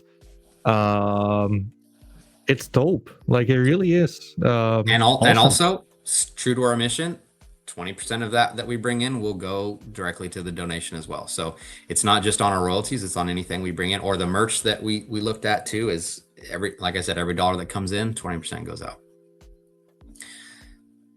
So trying to do our best, but yeah, that's kind of how we want to run it. Is any little thing we can do, anything we do in the future, anything you see us promoting or selling, if we don't explicitly say it, just know that it's donation, applies to the donation as well, which is commendable, which I really like. Yeah, I mean, as like a next question, right, like I would have, like, if all goes well, like how would you guys like envision yourself like be within like the Solana ecosystem and NFTs, right? Like what I mean to say, like in like a best case scenario, like how would you, like, let's say hypothetically NFTs will be like quite bullish, where would you see yourself like being there? How would you see like the project being there from like a community point of view, from like a development point of view with regards to like stray animals and like anything like you can think of in that sense? Yeah, no, good question. I mean, it's easy to throw crazy numbers and things out there, but trying to be a little future thinking, bullish, you know, maybe a little fanciful, but also kind of realistic. I think stuff we've talked about before, I don't see why we can't be a top of that front page Magic Eden leading NFT volume wise. I think to have that happen, a lot of things have to go right. Obviously, I think it would be tough for a collection of our size to trend on that big a volume. So a lot of people have asked, I know one of the questions on there was like, are you going to do another collection? I don't know, probably not at this point. Unless, I think the only thing, and I bring that up for a reason I'll get to, is that's not our goal necessarily to make another collection. I think there's a lot of projects that do, whether or not I agree with that. Sometimes I think for us being small, it could make sense only to open up a wider audience and a bigger ecosystem.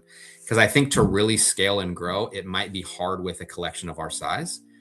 However, I think twofold could happen. One, if we got to a high enough floor price, we could sustain revenue turning over by decent volume at that level. So if we got to a DGods where they're at now, 5+ SOL, that would be good volume if we had good turnover.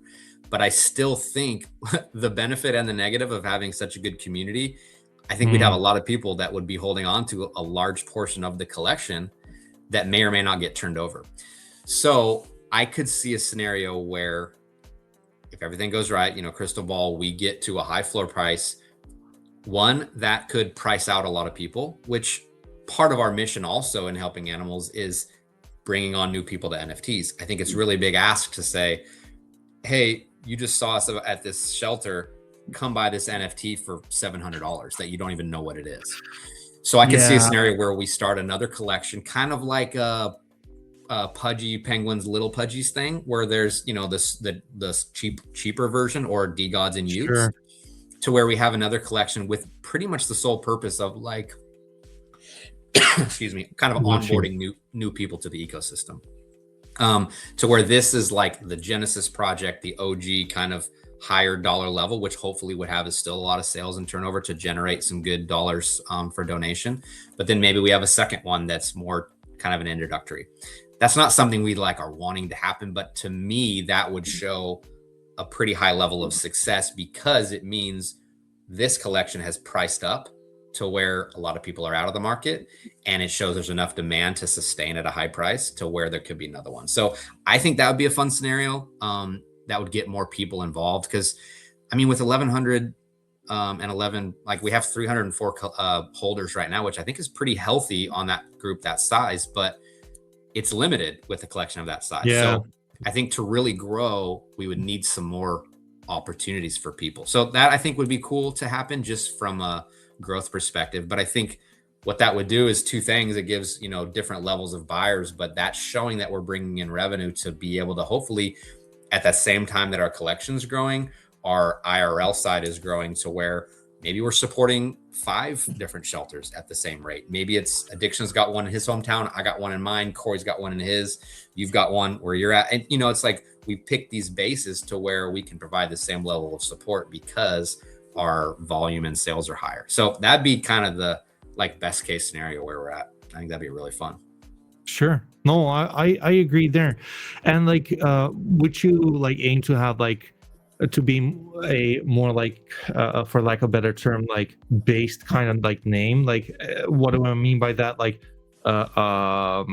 adding value to your community members, right? Like airdrops, partnerships, whitelist spots, like those kind of things. Like, are you looking to grow in that aspect as well? Yeah, I think so, because like I said, of course there's a financial component in it for any founders.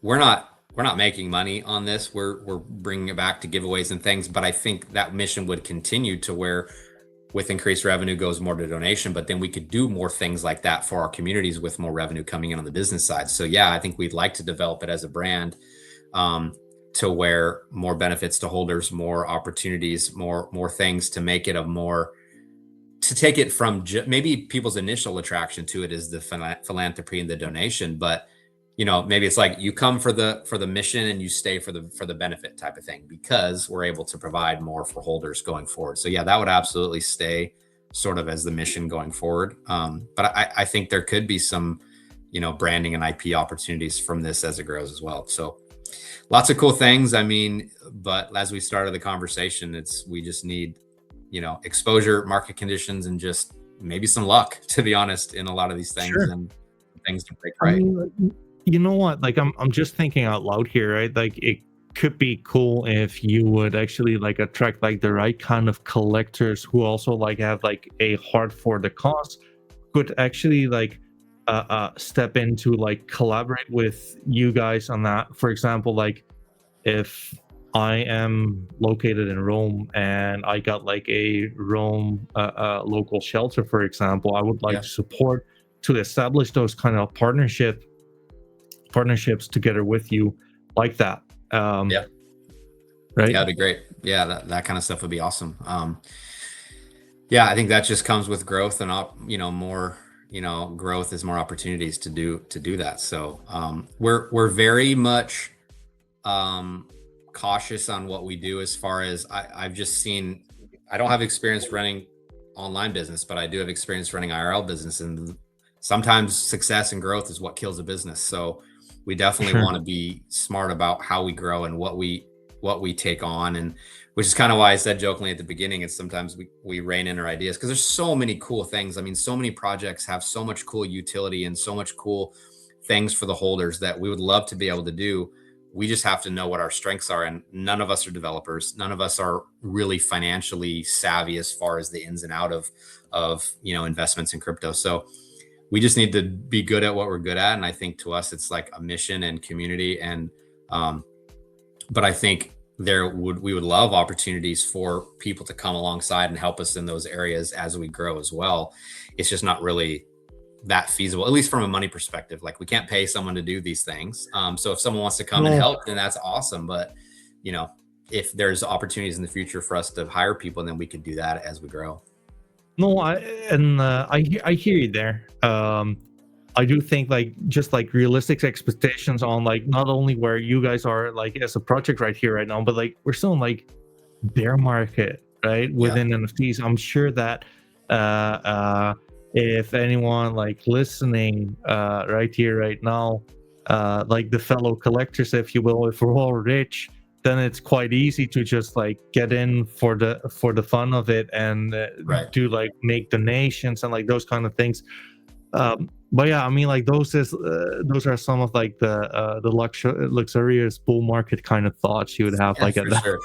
at But that I kind of moment, love it. right? Like if we're able to develop our brand and have success in a bull market, I'm sorry, in a bear market, I mean, like you said, imagine what it's going to be like when everyone's got money to spend, you know? And I think we've even seen since I wrote some notes down. We started our mint April 25th. We minted out May 15th. So which is pretty quick. So we're coming up on a year. We've seen lots of projects come and go in that time, or ones Oh that yeah, started, you know, a little bit before us that are long gone. So it's like it's tough out there, you know, in a lot of ways, or projects that are kind of dead and they don't know it yet, you know, no floor price, no demand. So oh yeah, it's so you know we're just kind of happy to be here, you know, right now and weathering the storm kind of thing and building a foundation for to have the opportunity to grow once the market turns around. It's like I feel like places like us, there will be some that pop for sure. Will we be one of them? I don't know. But there will be some projects that were started around the same time as us or that have survived this for boiler sure. that will Yeah. absolutely explode. And we just want to be positioned to have a chance at that, you know? So, Judd, like I'm curious on this, right? Because like um it's fair to say, I mean, like business has not been booming, right? But like then again, like I don't think there's too many like NFT brands out there for which like business has been booming in like the past year or so. You guys are still around. Um, what do you think contributed to the fact that you have not gone legs up just yet? Or like just yet that you haven't gone like Yeah, legs it's up. coming. We're dying soon. No, I'm kidding. Yeah, no, I get what you're saying. No, but like you get what I'm saying, right? Because Yeah. like it's pretty much like it took us all this time. Like someone is a designer, has like great plans, then reality hits, and then they're depressed and they fuck off. Let's just say it like it is. Sure. Yeah, absolutely. Times get tough and they're like, this is not worth it. This is not what I signed up for. No, that's Yeah, a good question. I think it comes a couple things. One, I talked about at the beginning was our motivation. We started this not financially driven. So if you're chasing money and the money doesn't come, you have no reason to stay. So I think that's one. Our motivation was not that from the beginning, which was the benefit because, you know, hey, we're not making money now, we weren't making money then. It's still the same. You know what I mean? So that's one. But I think two is, again, what I said at the beginning is community. I think people, I'll be honest, our community isn't as active right now as it has been.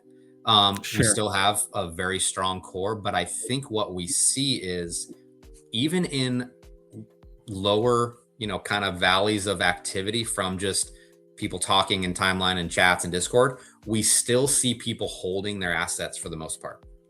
Of course, you always have people selling or listing or whatever, but for the most part, our holders now are bought into the mission and they believe in it. So even if their attentions are elsewhere, new projects, whatever, down market, they don't want to spend money, they kind of checked out.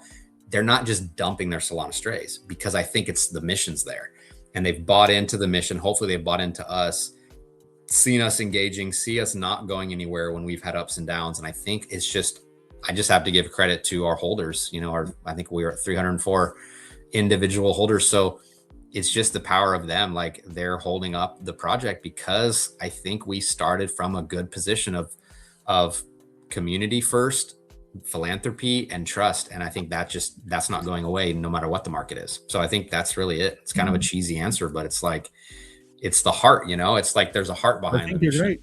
Yeah. I think you're right. So building upon that, building upon like the holders, right? Like if you had to choose like, or like you have like the option to basically, well, speak into existence what kind of holders like anyone listening in right here, right now, what kind of people would you like to attract to your ecosystem? Um, if you had the option to like make some kind of a profile of like a Yeah. checklist, if you will. Yeah. I think I'm going to say this 20 times, but it's people that believe in community over profit. And that's not to say that we're not going to make profit in this project. I hope you are. I hope our holders have. I mean, we minted at 0.045 and we're at what, 0.65 now. So people are making money. But that's not the primary goal. I think the primary goal of people we're looking for is people that want a good community, kind of a place to be home. Like those projects I talked about at the beginning that are so active and like they believe that is their identity. You don't have to PFP ours at all times. It'd be great if you did, but people that like identify that they're like, yeah, I'm in Solana Strays. Like I want the people that if they see a post that someone says, even if it's a click farming one that's like, show me a project you believe in. I want people to have Solana Strays as one of the first ones they list. It doesn't have to be the only one, but let's say there's 2 or 3 that they love. I want ours to be one of them because they believe in like the community and the ethos and the mission of it. That's the kind of people we want. And I think if you find those kind of people, the profit will come and the tide rises all boats. Like if everyone's in it together and everyone will make money on it in the long run. But I don't want people that, not saying I would prefer people that don't just come in as a speculation to buy 20 of them and try to flip them. That's going to happen. It has happened. And if it does, that's okay. Like I said, it brings in more donations, but ideally it's really someone that wants to be a community member.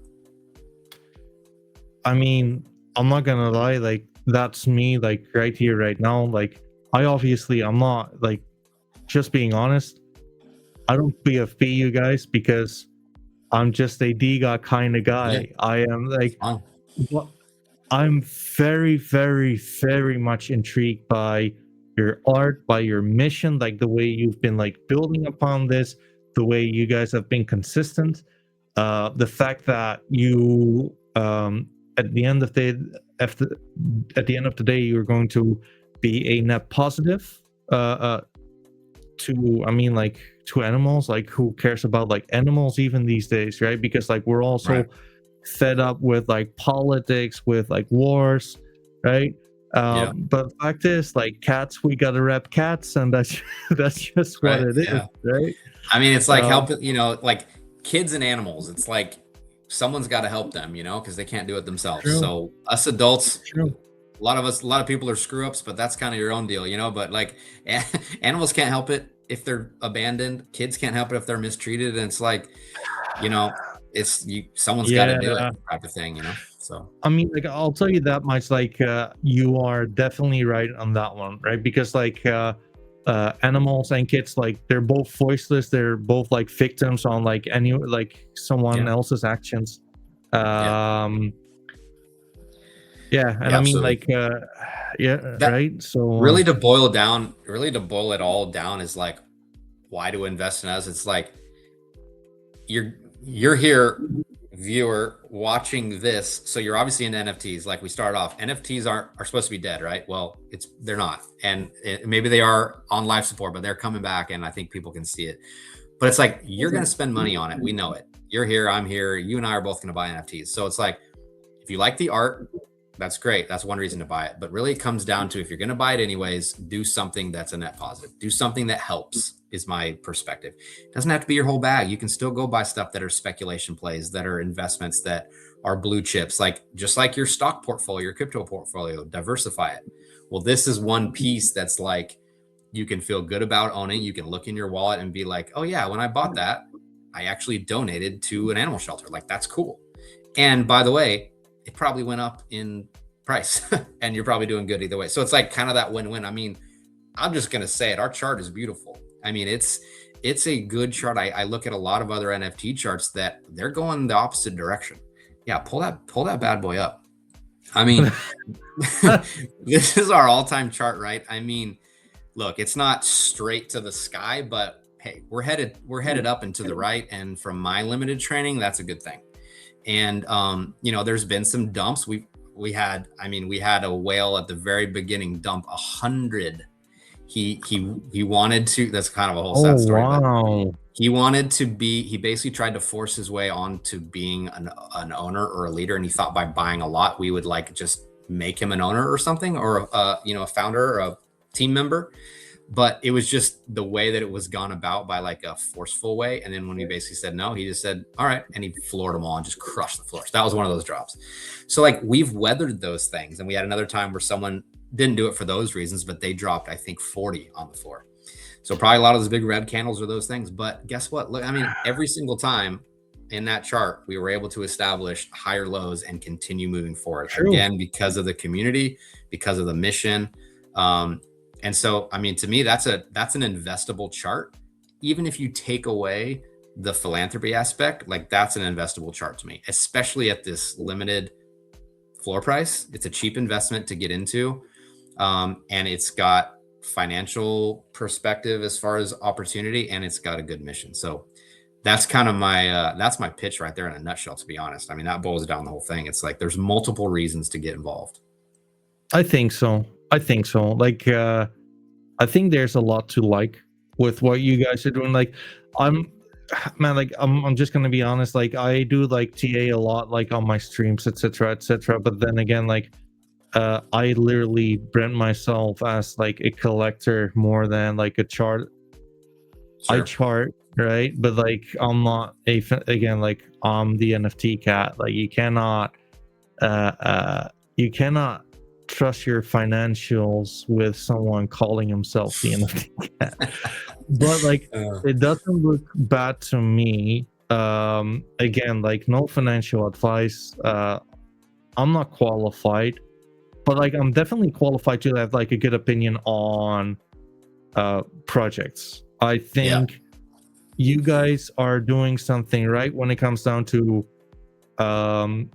breathing fresh air and like something NFTs can mean to the world, right? Yeah. I think the art is nice. I think like the way you guys are adding value, as in the upgrades, for example. I think that's fun, right? I don't see like too many people doing that.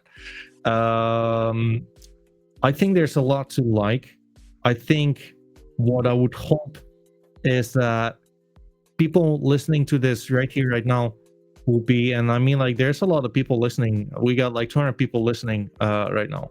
Nice. But NFTs are dead. What's that? But NFTs are dead. That's true. That's true. But like, you know what? Like, out of those 200 people, more than likely, a lot of people have NFTs out of like several collections. And I think like you guys are some of like the fun ones to just like throw some beer money at, right? Sure, right. Right, to just like take part of this movement, see where it goes. There's not too many of them, right? Which is also like kind of cool. And like, how cool would it be that like at some point with like every sale, you guys would be like, well, here's another $10 to an animal shelter, for example. Exactly. Yeah. Right? No, that's why I said at the beginning, like, for people that just joined, like, a lot of projects say we don't care about floor price, which I wonder if that's true. We do. It's not our only thing. Volume is great too, but the more volume we have, whether that's from lots of sales or high dollar sales, that's just a percentage. It's just math. That's the more money going to shelters. So to us, it's like, it's great. Like, we would love to have a higher floor price and more volume, like all of it, because it's just accomplishing the mission in an even more impactful way. Absolutely. And it's fun. NFTs are fun. Like, I mean, these little cats, for sure, funny cat. I mean, you know, there's lots of different ways to do it. And it's fun. So yeah, I mean, just some other things that I say that we will touch upon is things that we've done is like, we have, so to qualify as a whale, you get a whale label on our Discord. To be honest, we don't use Discord as much anymore. We do more on X chat. If you're a holder, you can get in the X chat. But a whale tag is 10 or more strays, which isn't a lot, especially these prices. But we've done multiple things. Like, we've given actual gifts, like IRL gifts. Like we sent it to people. Like we had these like Pokemon trading cards in a slab with your NFT on it, and a QR code and stuff with kind of your description. Mailed that to people.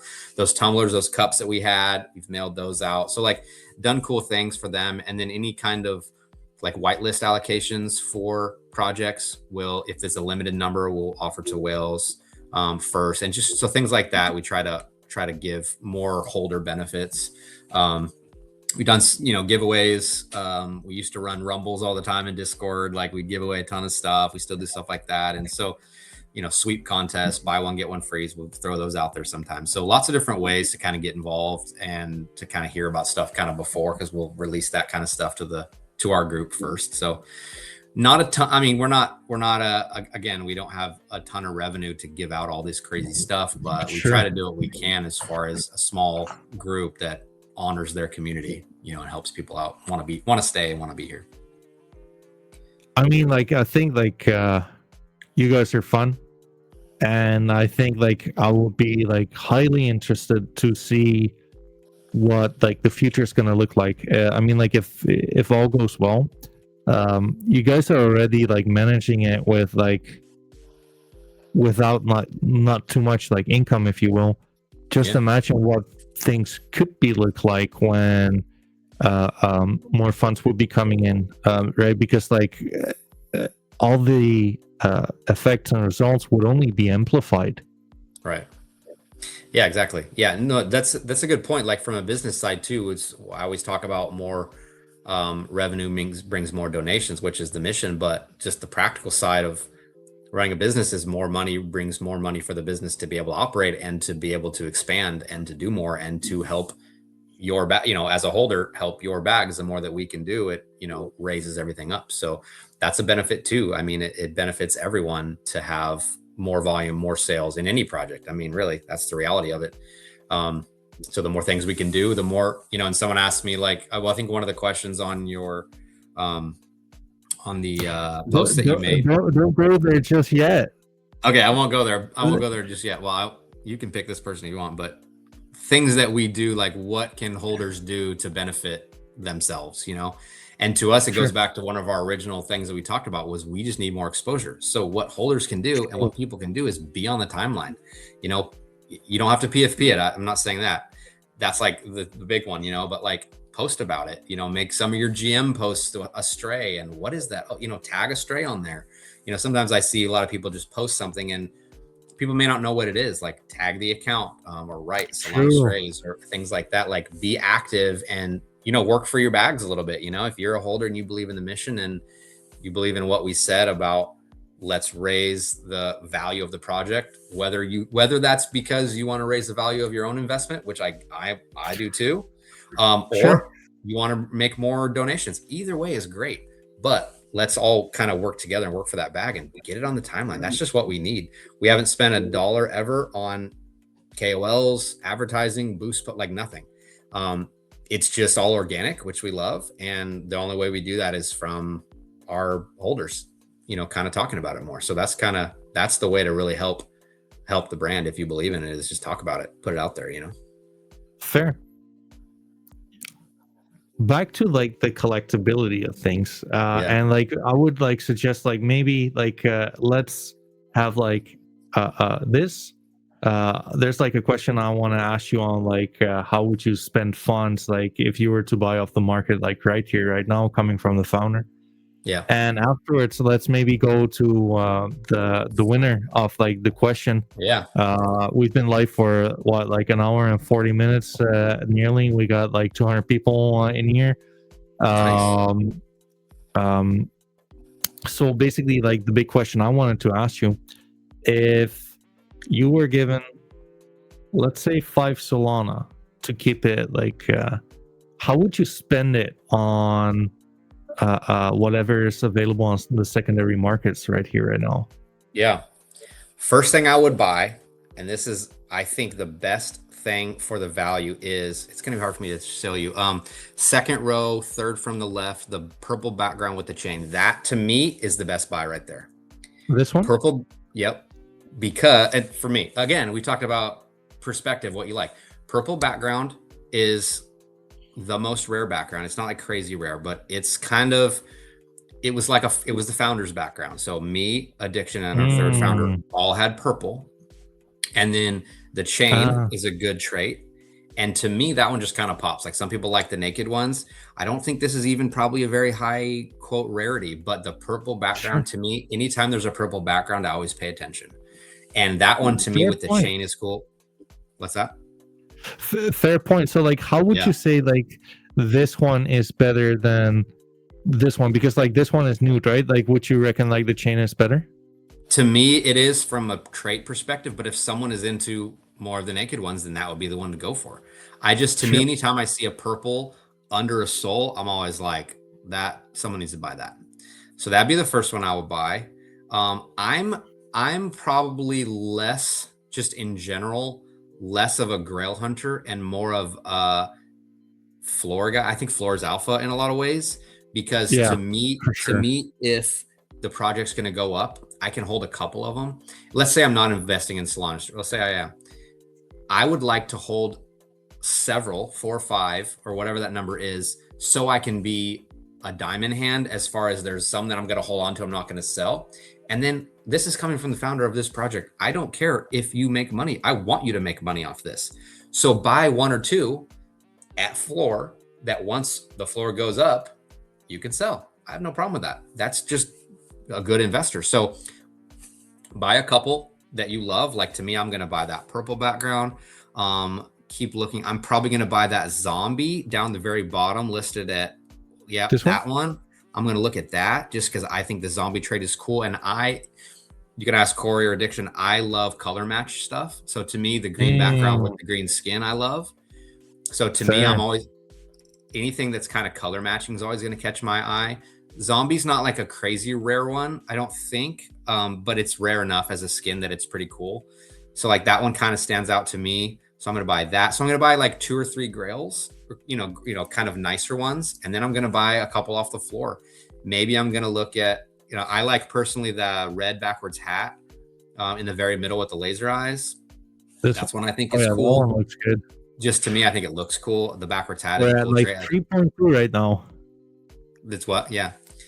So I'm like, I would look for stuff like that. Like it doesn't have to be, and I'm sure we could scroll down and find even cooler grails, but like to me, it doesn't have to be like these crazy. Okay, here's some Mm, alpha. There's actually, wow, I haven't looked down here in a while. There's a crazy amount of wizard hats listed. Those had a day where like up one, yeah, the wizard hats, like the witch hats, however you want to say it. Those, man, those, there was a while you could not find those for under 2 soul. I think we had one. really? I think one of our highest sales, Corey would know. He keeps track of all that, but I think we had a wizard hat sell for like over 5 soul. So I may, if I wanted one, I may look at. There's that. Wow, there's a lot listed. So, skeleton traits are always high. I mean, there's a skeleton for 3.36. So if you wanted to go total grail, I'd go one of those. But for me, I'd probably kind of mix and match. I'd get a couple kind of mid-tier ones and then a couple floor ones. Yeah, I mean, like, just so you know, like, I really do agree with your thesis on like grills versus floors.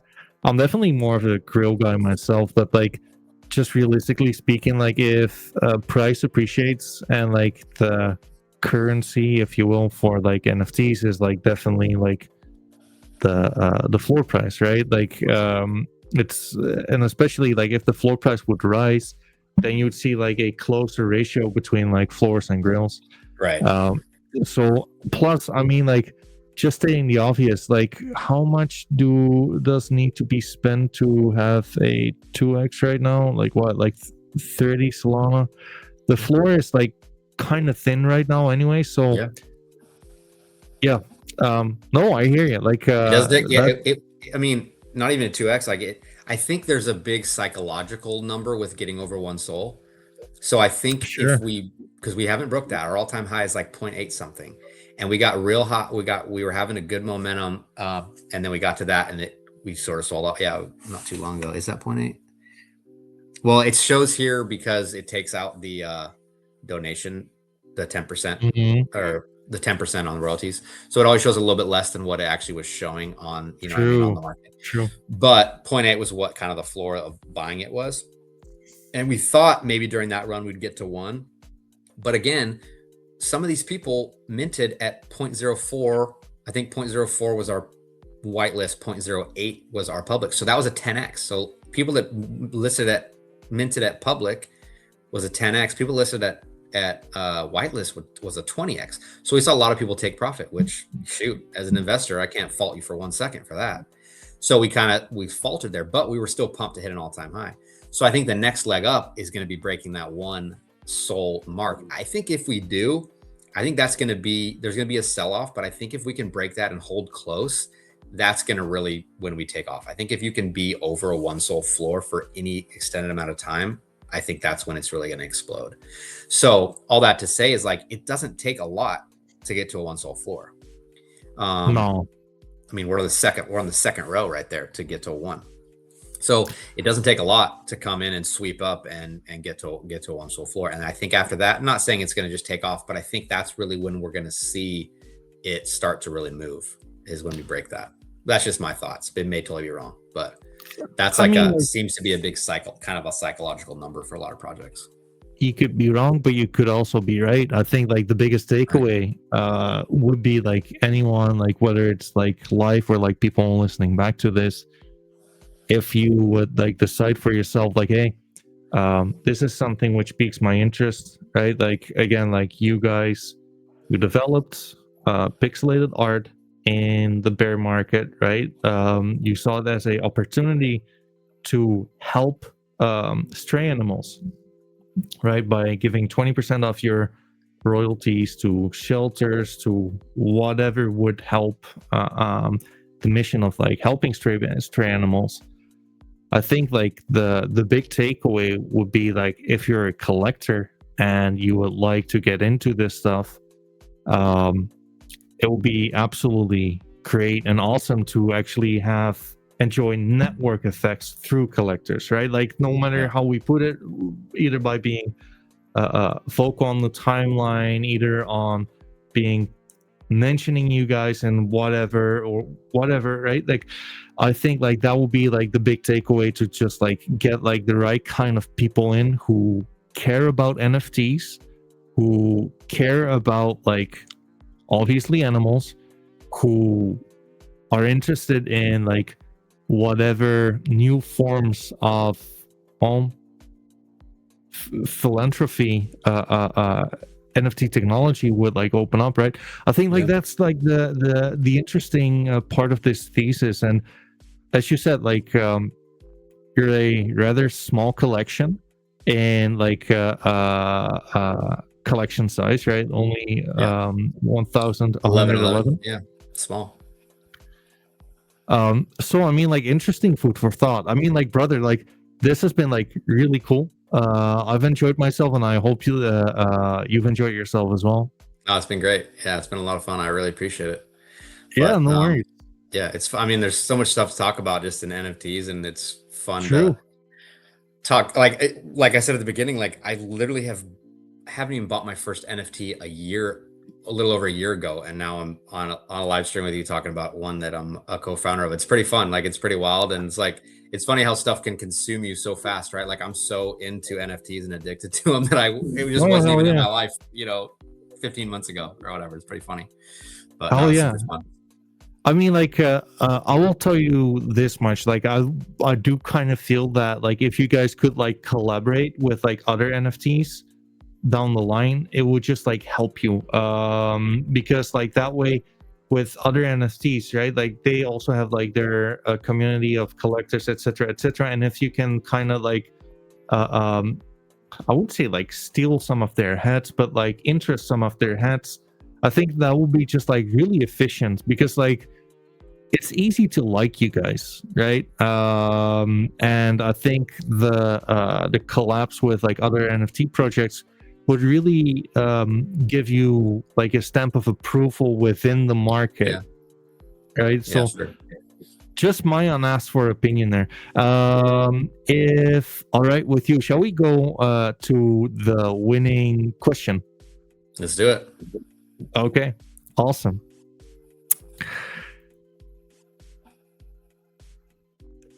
I'm not sure whether you like or dislike this part, but like, the guy or girl already had a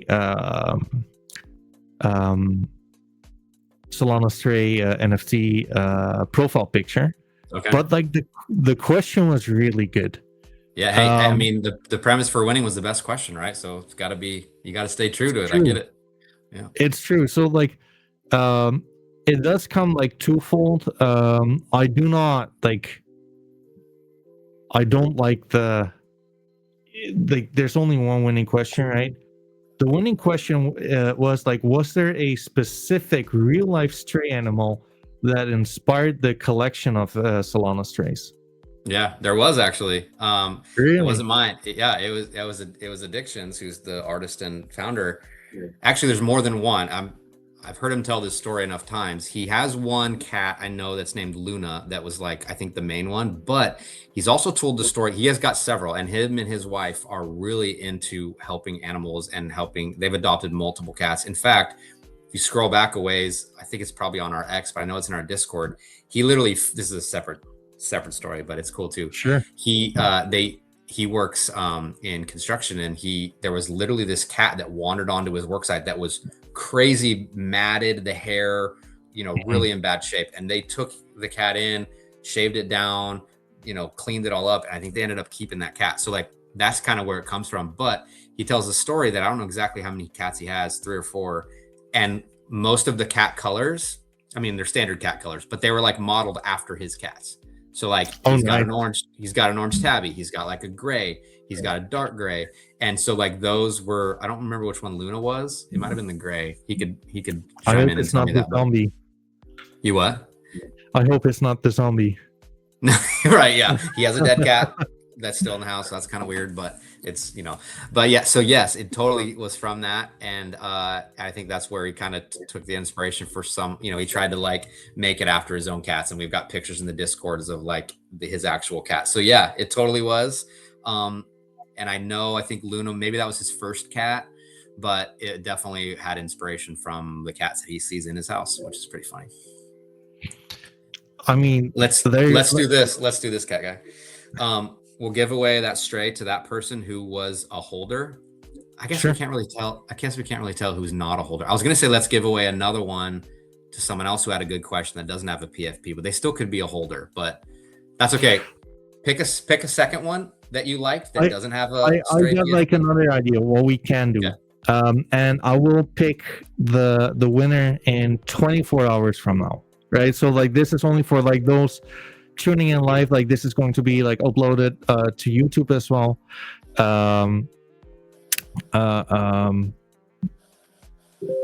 It's not applicable for you guys. It is what it is.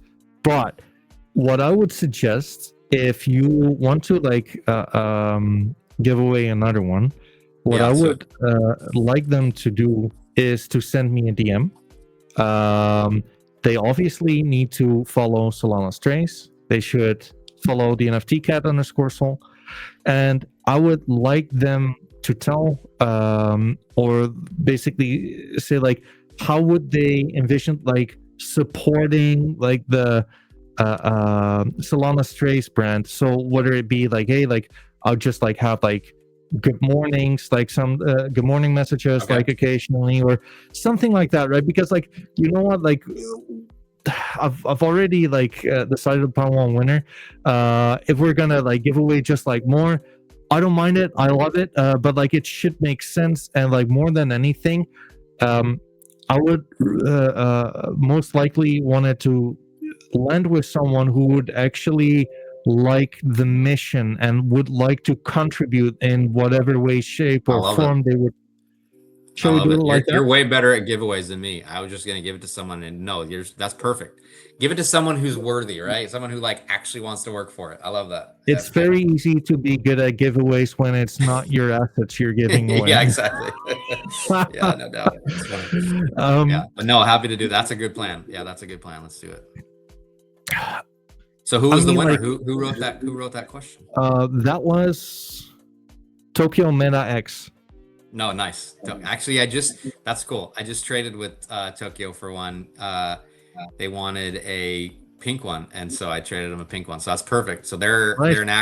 they're active and they're holding and trading and trying to find traits they like. So that's great. I'm happy that they got it. I mean, like, that's amazing, man. Anything you would like leave like the audience hanging with? Like, I'm pretty sure we like broke the record on like the amount of people who are tuning in, like 231. Nice. Awesome. Yeah, that's absolutely amazing. I guess I will say, let me just give my little elevator pitch one more time for people that maybe didn't hear. I'm not going to give the whole backstory at that we gave at the beginning, but just my thesis on Solana Strays is, if you're here and listening, you're probably into NFTs, or you're at least curious about it. You're probably going to buy something anyways. So if you're going to spend your hard-earned money or your profit from something else, buy something that you like. Hopefully you like Solana Strays, but also buy something that is going to do positive impact on the world. Like NFT guy said, it's a net positive. I like that phrase, because we're giving, if you didn't hear it, you probably did, but we're giving 20% of all revenue, not profit. Any dollar that comes in, we're giving 20% of it out to local shelters. And so if you're going to buy an NFT anyways, do something that you feel good about. You can open your wallet in the midst of all your other rugs and stuff that didn't go well. At least you're like, hey, I remember when I bought that cat and it got donated some money to a shelter. So buy something that will help your bags. And obviously, if we do what we hope to do, that investment will go up. But in the meantime, and if nothing else, if we go belly up, you at least can feel good that you donated to an animal shelter. So that's kind of the mission. Support a cause while also supporting your bags. Having said that, guys, girls, like anyone listening in, we're giving away one Solana Stray. Send me a DM on Twitter at the NFTcat_soul. Like Solana Strays, like the NFT cat, follow the NFTs cat_soul, and tell me how you're going to support it. Either to contribute to like an active Discord, you can support by writing like a small little thread. You can support, I don't know, like that's for you to decide, right? I don't want anyone just like flooring it, and like at the end of the day, like I cannot stop you, right? It is what it is. It's happened so many times, man. We give a giveaway and it's on the floor the next day. We're like, oh my gosh, that was not the point. Oh well. Right, but like I want to, like, my passion in all of this, like what can I get out of this is like shining a spotlight really on like these kind of like new NFT projects, which I kind of believe are worth sharing, right? And that's kind of it. I mean, like, I hope you guys like had a good time. Judd, like, thank you so much for coming on, man. I appreciate it. Yeah, that was fun. I like that a lot. Right? First live stream I've done. It is a lot. Like, I'm like, oh man, that was a lot. Not pressure necessarily, because I can talk, but like it was a kind of a different kind of energy, but it was fun. You know, I liked it. I'm into it. So I appreciate you thinking of us. I appreciate your support. I mean, we haven't, you know, like you said at the beginning, we're not sponsoring, like you're not getting out of this, but just being a good dude and finding a project you believe in and supporting us. So thank you for that. Thank you for giving us the opportunity, and we're super happy to have you as a holder. Well, appreciate it, man. I mean, like, for now, that's it. I am purring out, folks, and we will meet soon. Like, another upload tomorrow on YouTube. And other than that, on to the next one. Judd, thank you so much, man. All right.